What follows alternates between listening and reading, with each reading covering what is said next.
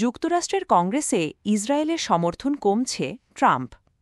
মার্কিন president Donald Trump বলেছেন, গাজায় চলমান যুদ্ধে হয়তো ইসরায়েল সামরিকভাবে জয় পেতে পারে, কিন্তু এর ফলে দেশটির আন্তর্জাতিক ভাবমূর্তি নষ্ট হচ্ছে এবং বৈশ্বিক প্রভাবও দুর্বল হয়ে পড়ছে।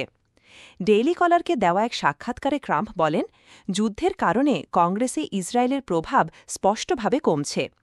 একসময় ইসরায়েলি লবি ছিল যুক্তরাষ্ট্র কংগ্রেসের সবচেয়ে শক্তিশালী শক্তি, যে কোনো দেশ, প্রতিষ্ঠান বা কোম্পানির চেয়েও প্রভাবশালী। আজ আর তা নেই।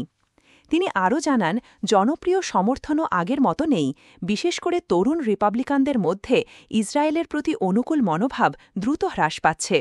ট্রাম্প এ পরিবর্তনকে অবাক করার মতো হিসাবে উল্লেখ করেন।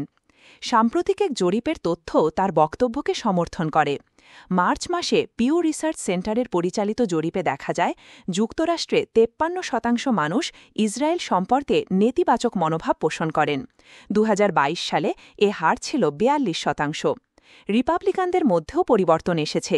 50 বছরের নিচে অর্ধেকের বেশি এখন ইসরায়েলের বিপক্ষে, যেখানে 3 বছর আগে এ সংখ্যা ছিল মাত্র 35%।